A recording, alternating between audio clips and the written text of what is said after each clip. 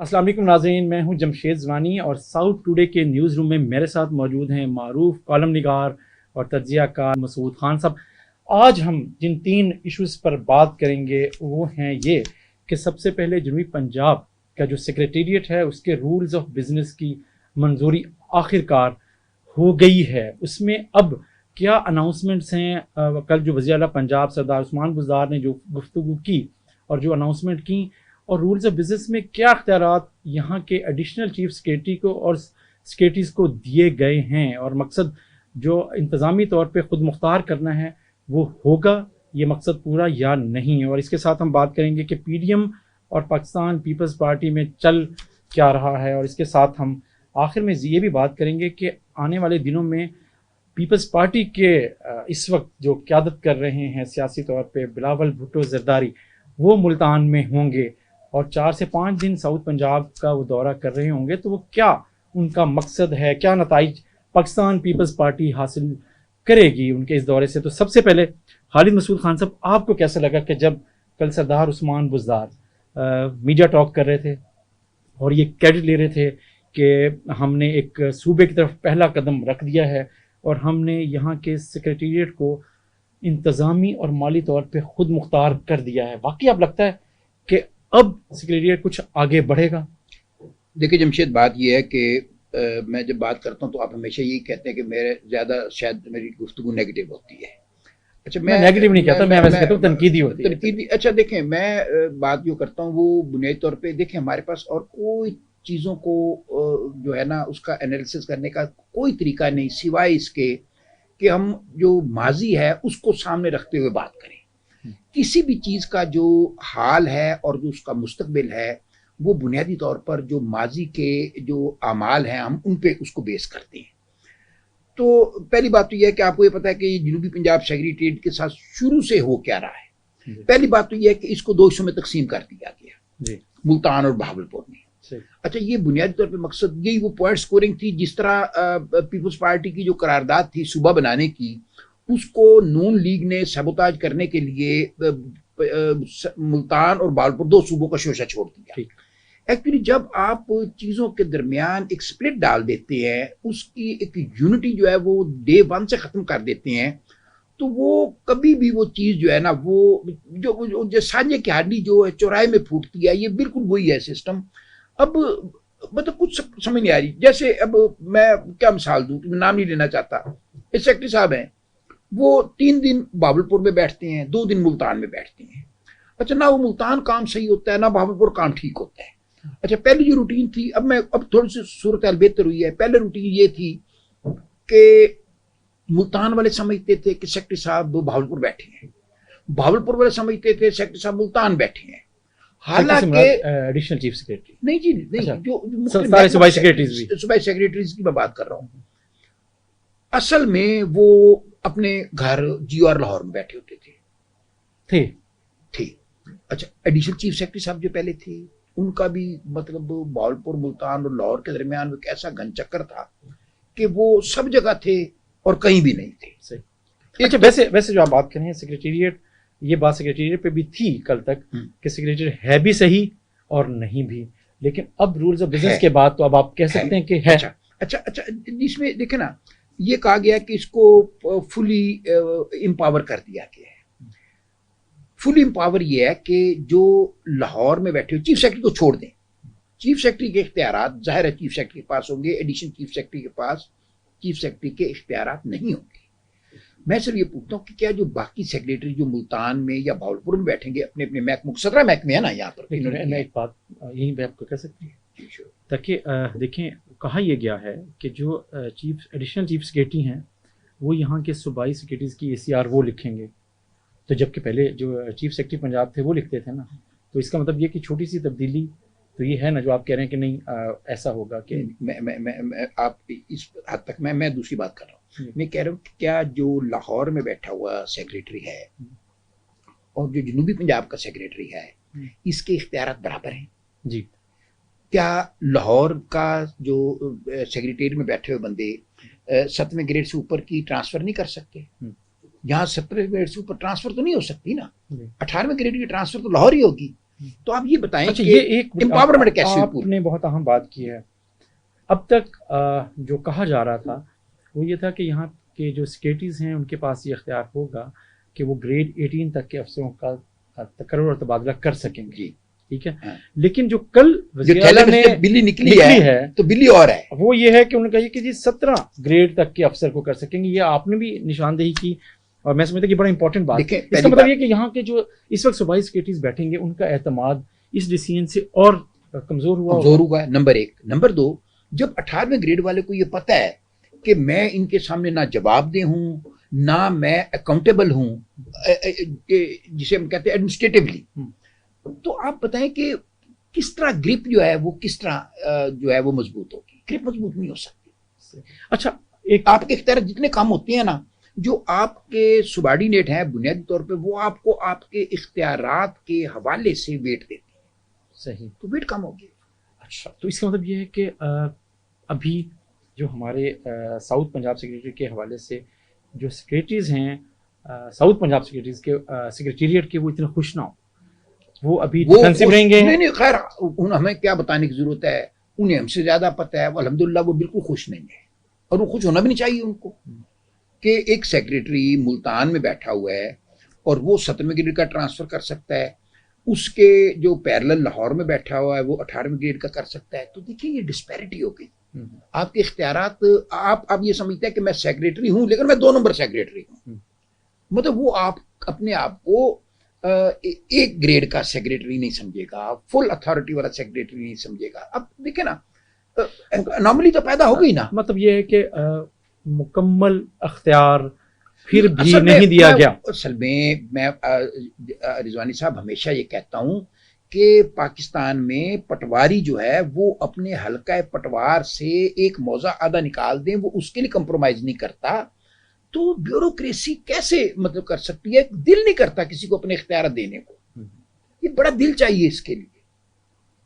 जाहिर है, मुझे लगता यह है कि यहाँ के सेक्रेटरीज को ताना ये दिया जाता होगा कि जी आप यहाँ एक 3 डिवीजनों के सेक्रेटरी बनना चाहते हैं या आप पूरे सूबे के सेक्रेटरी बनना चाहते हैं, आप उसको छोड़ें जो हुकूमत का इंतज़ामी या सियासी फैसला है कि आप वहाँ बैठें, उसकी बजाय आप यहाँ पे नज़र रखें और यहाँ फुल सेक्रेटरी आएँ, बाख्तियार सेक्रेटरी आएँ। आप कहाँ बैठ गए हैं? अगर देखें ना, जो लाहौर का सेक्रेटरी है उसके पास पिंडी डिवीजन होगा, उसके पास गुजरांवाला डिवीजन होगा, लाहौर डिवीजन होगा, सरगोदा डिवीजन होगा, फैसलाबाद डिवीजन होगा, 5 डिवीजन ये साहिवाल डिवीजन 6 डिवीजन हो गए, 6 डिवीजन हो गए ना, और इधर है 3। अच्छा, पहली बात तो ये है कि तकरीबन रकबे के एतबार से मैं समझता हूँ शायद ये कोई 40% होगा जो एरिया, लेकिन पॉपुलेशन के हिसाब से भी यही होगा। लेकिन जिसे आप नंबर ऑफ, मतलब आप देखें ना, आपके इख्तियार में कमिश्नर हैं, आपके नीचे एक डिप्टी कमिश्नरों की फौज है।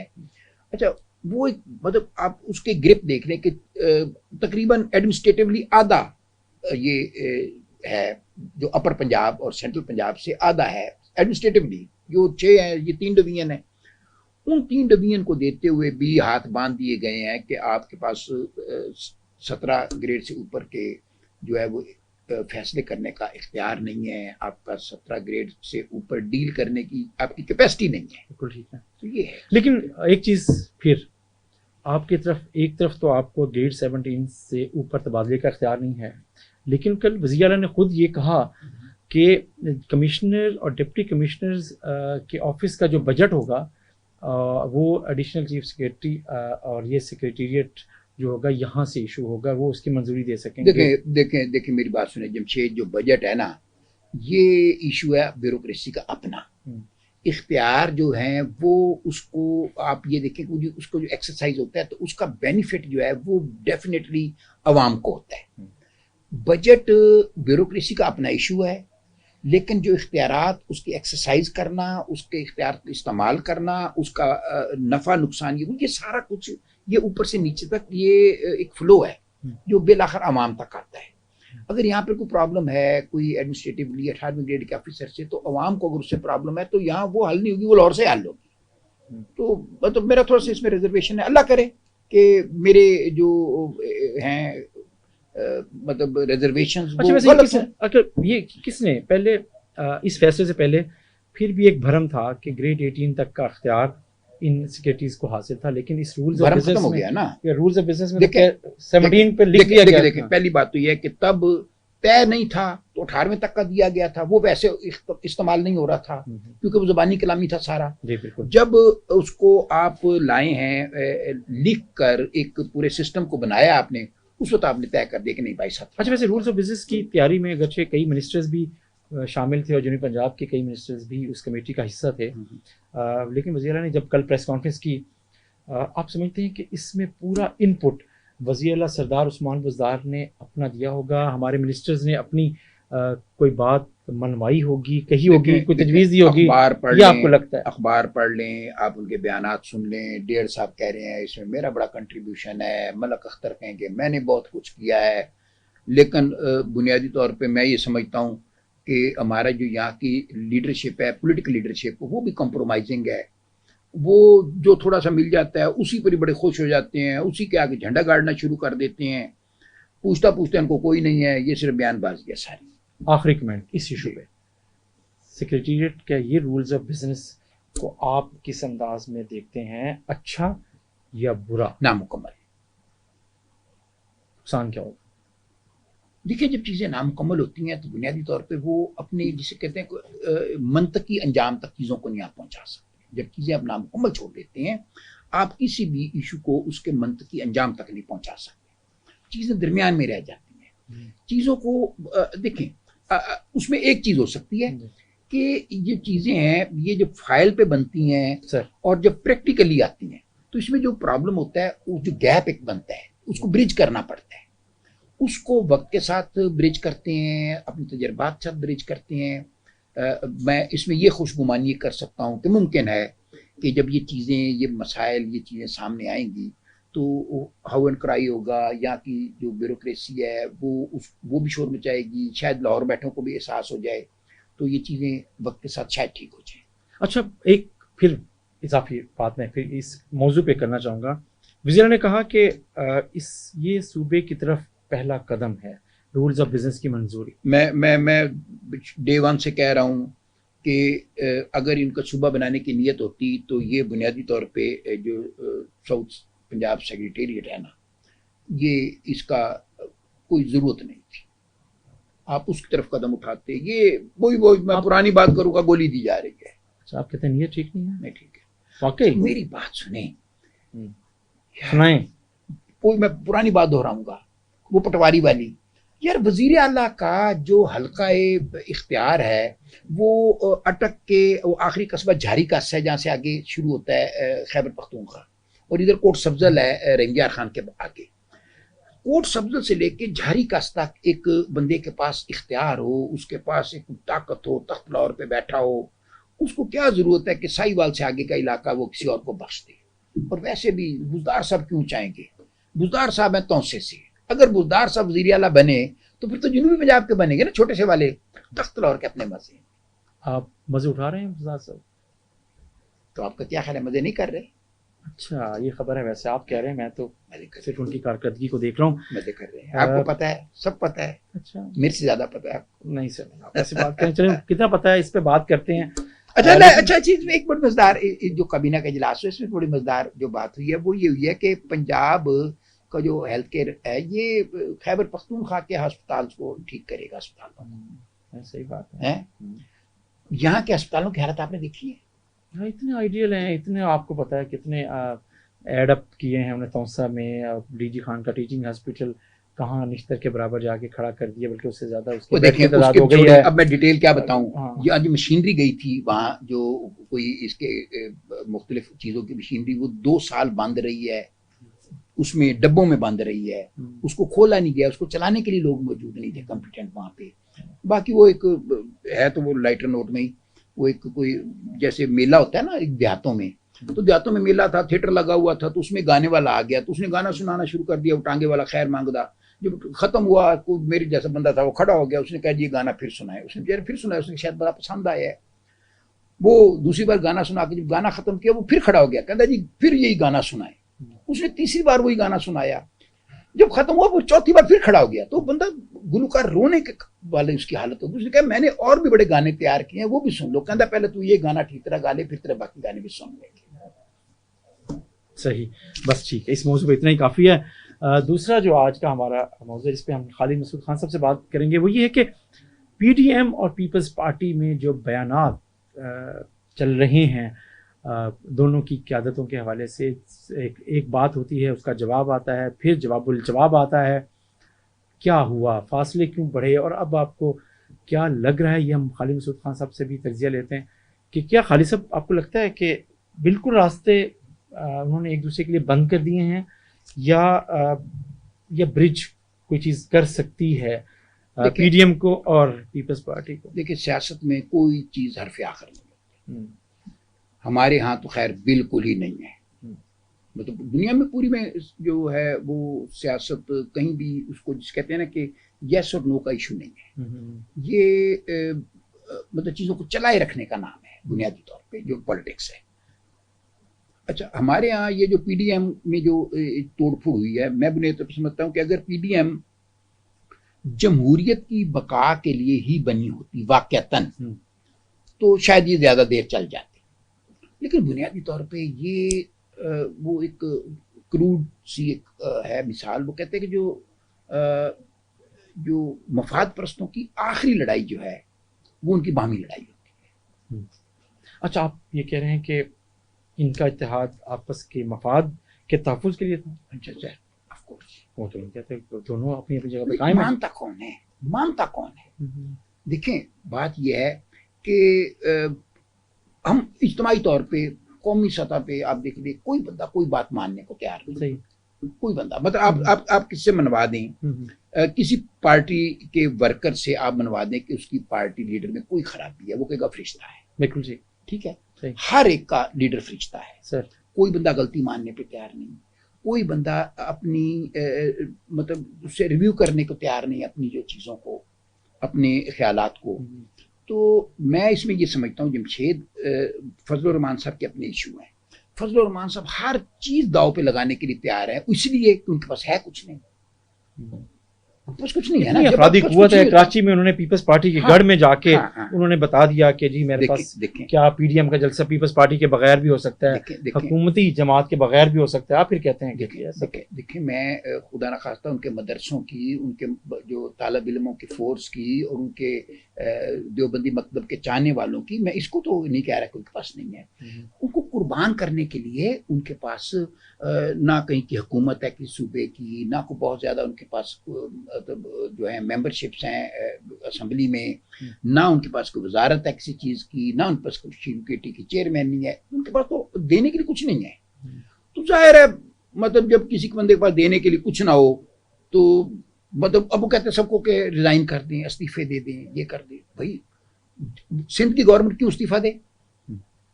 मतलब बकौल आप ये जो सुनते हैं उसमें यह है कि जी महाना पता नहीं ये सालाना 1900 अरब बाहर कराची से जा रहा है। मतलब 1900 अरब कौन छोड़ता है? चलो 1900 अरब नहीं होगा, मैं कहता हूँ कि हवाई छोड़ी होगी, 1900 अरब नहीं होगा, मतलब 1000 अरब होगा, 1000 अरब नहीं होगा, चलो 500 अरब होगा, है ना? तो कौन छोड़ता है? सही, फजल रहमान साहब को कुछ नहीं है। अच्छा, लेकिन साथ ही पीडीएम की में शामिल जमात मुस्लिम लीग नवाज के अहम तरीन जमात है मुस्लिम लीग नवाज, उसके सदर शहबाज शरीफ साहब ने कहा कि हमें 2023 को इलेक्शन चाहते हैं, लेकिन उससे पहले कौमी हुकूमत बनाई जाए। ये जो लाइन है ये मौलाना फजलुर रहमान से थोड़ी सी मुख्तलिफ नहीं है उन साहब? देखिए, मैं भी बात कर रहा हूँ ना, असल बात ये है कि हर एक बंदा उतना रिस्क लेने की कोशिश कर रहा है जितना जितना उसके स्टेक्स हैं।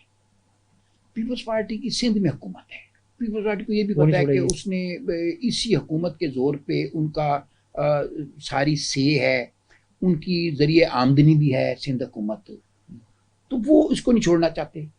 शहबाज शरीफ साहब का इशू जो है वो दरमियानी रास्ता, मतलब वो लड़ाई भी नहीं चाहते एस्टेब्लिशमेंट से। उनकी पीपल्स पार्टी का जरिया आमदन है, पीटीआई की हुकूमत है वफाक में, तो आप पीटीआई की हुकूमत को भी कहेंगे ना कि वफाक में हुकूमत पीटीआई का जरिया आमदन है। देखिए वो तो हुकूमत कर रहे हैं ना, उनको तो इशू नहीं है। मैं तो जिन लोगों को इस वक्त इस हुकूमत से इशू है, कोई रिजाइन की बात कर रहा है, कोई हुकूमत छोड़ने की बात कर रहा है, कोई लॉन्ग मार्च की बात कर रहा है, मैं तो उन लोगों की बात कर रहा हूँ। बाकी रहेगी। खुदा ना खास्ता मेरा ये कोई मतलब नहीं कि मैं ये कहूँ कि ये कोई दूधों धुले हुए हैं, हाँ। नहीं नहीं ये नहीं बात, लेकिन इशू क्योंकि पीडीएम का डिस्कस हो रहा है, जब इस हुकूमत का डिस्कस होगा इंशाल्लाह उस पर भी खुल के बात कर लेंगे। अच्छा, उस पर खुल के बात करेंगे, लेकिन उससे पहले सिर्फ ये बताएं, इस सारे सिनेरियो में जो अफगानिस्तान में हुआ और अफगानिस्तान में इस तरह का तालिबान को एक दफ़ा फिर अरूज मिला है और हुकूमत उनके पास है, तो क्या मौलाना फजलुर रहमान साहब का पाकिस्तान की इस्टेब्लिशमेंट की नज़र में रोल आपके ख्याल में नया रोल को डिटरमिन हो सकता है या नहीं? उनकी अहमियत बढ़ गई है या नहीं? अब तक वो जो इग्नोर थे, अब आपके समझ ये डिपेंड करता है जब तक अखुंज़ादा जो है ना, हैबतुल्ला अखुंज़ादा, वो जब तक मंजर आम पे नहीं आते और तालिबान की जो पॉलिसी है मतलब मजहबी मैं हवाले से बात कर रहा हूँ, देवबंदी मकतब फ़िक्र के हवाले से वो वाजे नहीं होती। तालिबान अब ये वो नहीं है, बहुत डिफरेंट है। 20 साल में अगर अमेरिका की कमर टूटी है ना, तो 20 साल में तालिबान ने भी बहुत कुछ सीखा है। तालिबान जंग के साथ साथ आप ये देखें कि उन्होंने मुज़ाकरात में जितनी अच्छा परफॉर्म किया है दोहा में, वो भी आपके सामने है। तो मैं ये समझता हूँ कि तालिबान ने बड़ा कुछ सीखा है और वो जिसे कहते हैं खाम खा दुनिया को अपने खिलाफ करने की जो एक उनके खिलाफ प्रोपेगेंडा था, वो उसको जायल करना चाहते हैं, वो उसको ख़त्म करना चाहते हैं। इसके साथ उनका जो एक मजहबी जो रिलेशनशिप था, जो मदरसे थे सुबह साथ के, ख़ास तौर पे दारुल हदीस अपना ये जो था इनका हक्कानिया, जो मदरसा हक्कानिया कोड़ा खटक वाला, उसके साथ उनका ताल्लुक था। तो अब उसको वो किस तरह जाते, मतलब तालिबान की वो क़यादत जो कभी यहाँ के मदरसों में माजी में पढ़ती रही है, अब ये वो नहीं है, अब ये और नस्ल है। 20 साल गुजर गए, पुलों के नीचे बड़ा पानी गुजर गया। तो आप कहते हैं आने वाले दिनों में डिटरमिन होगा कि पाकिस्तान के उलमा के कितने वो ज़ेरे असर हैं। अभी कुछ नहीं, अभी ऊपर नहीं हो सकता। आखिरी बात, आखिरी मौजू आज की हमारी गुफ्तगू का कि बिलावल भुट्टो जरदारी 5 दिन के दौरे पे जनूबी पंजाब आ रहे हैं। मुल्तान में बिलावल हाउस में उनका क़याम होगा और जो अभी तक इतलात हैं वो यही हैं कि वो जनूबी पंजाब के मुख्तलिफ अज़ला में भी जाएंगे। डेरा गाजी खान वो जा रहे हैं, बिहाड़ी जा रहे हैं, लोधरा जा रहे हैं और खानेवाल की भी इतला है। और ख़ास तौर मुल्तान में उनकी जो सरगर्मियाँ बताई जा रही हैं, जो उनका प्रोग्राम तरतीब दिया जा रहा है, उसमें एक तो यही है कि वो काफ़ी शायद वो कारकुन पीपल्स पार्टी के नज़रियाती और पुराने जो पिछले चंद बरसों में इस दुनिया में नहीं रहे, उनके घर ताज़ियत के लिए भी हर घर में जाना चाहते हैं वो। तो आप क्या समझते हैं कि कितना अहम होगा खालिद साहब बिलावल भुट्टो जरदारी साहब का ये दौरा? देखें, मैं ये समझता हूँ कि पीपल्स पार्टी का जो स्ट्रॉन्ग होल्ड है, जो उनको पता है कि वो तो उनका है, वो है सिर्फ सिंध। लेकिन वो अब जो कमिंग इलेक्शन जो हम कह सकते हैं, जो अगले इलेक्शन आएंगे, उसमें उनका 2023 के उसमें उनका जो फोकस है कि पंजाब से भी कुछ इतनी सीटें ज़रूर ले लें कि वो जो चारों सूबों की जंजीर बेनज़ीर वाला जो उनका जो था ना एक मोटो, वो जो है वो उसको प्रूव कर सकें। अच्छा, उसके लिए लाहौर वगैरह के चक्कर लगा के ये देख बैठे हैं, तिलों में से तेल नहीं निकला। अब जनूबी पंजाब, अच्छा जनूबी ये एक बात माननी पड़ेगी कि जो पीपल्स पार्टी का जो पंजाब के अंदर अगर कोई जिसे कहते हैं कि उनका स्ट्रांग होल्ड मुमकिन हद तक जहाँ वो है था और कर सकते हैं, वो जनूबी पंजाब ही है। सही। और अब ये देख लें इस वक्त भी मुझे एग्जैक्ट याद नहीं, मुमकिन है मैं गलत कह जाऊं, मेरे ख्याल 6 सीटें हैं इनकी पंजाब से नेशनल असेंबली में, उसमें से 5 जनूबी पंजाब में से हैं, 3 मुजफ्फरगढ़ से हैं सिर्फ, 2 मेरे ख्याल एमजीआर खान से 2 हैं।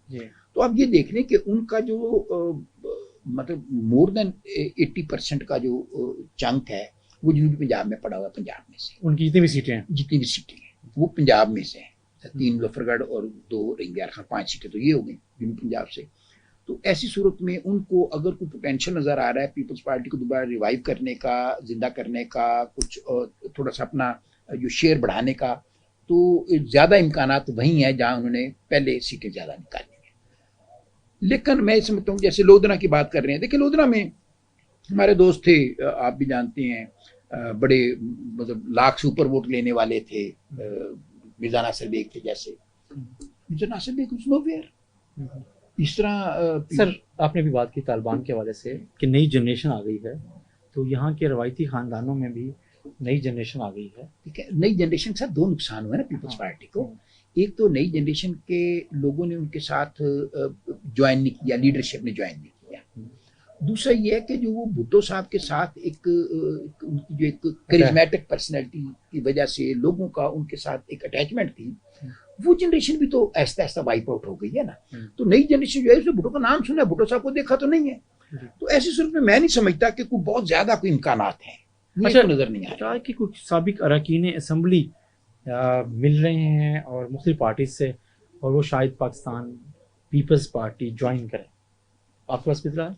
मैं कोई ऐसा प्रोमिनेंट नाम जिसको हम कह सकते हैं, जो जिसे कहते हैं ना कि जिंदा सियासतदान कहते हैं ना।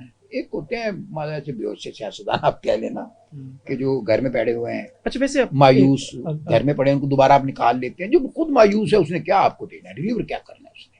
अच्छा, आप समझते हैं कि इमरान खान साहब भी वज़ीर आज़म मुख्तलिफ शहरों के दौरे कर रहे हैं, PDM भी मुतहरिक है, पीपल्स पार्टी भी एक्टिविटी को जारी रखे हुए है, कि ये लगता है कि कोई लोगों को मुनज़्ज़म करने की कोशिश है, राब्ता अवाम मुहिम है, ये कुछ सरप्राइज हो सकता है इलेक्शन? अगर देखें 5-6 महीने पहले इलेक्शन अनाउंस कर दे, मुमकिन है, उसकी तैयारी लग रही है आपको? मुमकिन है 4-6 महीने पहले इलेक्शन हो जाए, मुमकिन है। अच्छा, इससे ज्यादा पहले तो मुमकिन नहीं, लेकिन जाहिर है एक टेम्पो बनाना पड़ता है।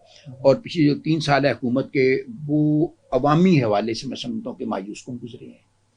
लोगों को जो तवक्कुआत थी, जो इमरान खान साहब ने बुलंदोबाज़ दावे किए थे, तो वो कोई दावा जो है वो अवामी हवाले से मैं समझता हूँ। अब इसको अब मैक्रो लेवल पे जाके कहते हैं जी ये बेहतर हो गया है, हमारा जो डेफिसिट है वो कम हो गया जी, हमारा जो करंट खसारा है वो कम हो गया।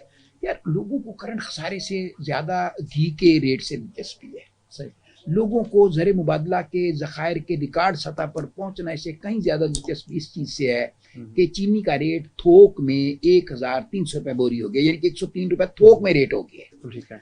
तो ऐसी सूरत में आप अब इमरान साहब को भी एहसास है, वो कि उनके पास कैपेसिटी नहीं है इन चीज़ों को हैंडल करने की, लेकिन वो अब जिसे कहते हैं वो आनियाँ जानियाँ एक होती है ना, बस अब वो दिखाने की कोशिश कर रहे हैं। देखेंगे अल्लाह भी। आखिरी मशवरा क्या है आज के दिन का, अब तक का, कि किस अंदाज में हुकूमत को आगे बढ़ना है?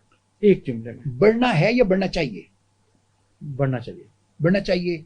जो इस वक्त आवाम को जो मसाइल दरपेश हैं उस पर फोकस करना चाहिए, और उसके लिए अपनी टीम को मुतहरक करना चाहिए। लेकिन इनकी टीम में कुछ मसाइल, आपने फिर एक लंबा सा बात कर दी, एक मसला बताएं जिसके ऊपर फोकस करें आज के दिन। फिलहाल महंगाई पर। बहुत शुक्रिया खालिद साहब, आप हमारे साथ रहे और अक्सर रहते हैं और अक्सर रहेंगे भी सही इंशाअल्लाह। तो आज हमने नाज़रीन जो बात की, जिन मौज़ूआत पे वो हमने आपसे शेयर किया, उस पर खालिद मसूद खान साहब ने खुलकर भी बात की और कुछ जगहों पे अलामती बात भी की। ये सिलसिला गुफ्तगू का वक्फे वक्फे से हम मुख्तलिफ रोज़ तो नहीं, लेकिन हर दूसरे तीसरे दिन आपके साथ ये मुकालमा जारी रहेगा। हम आप तक उनकी आरा पहुँचाते रहेंगे।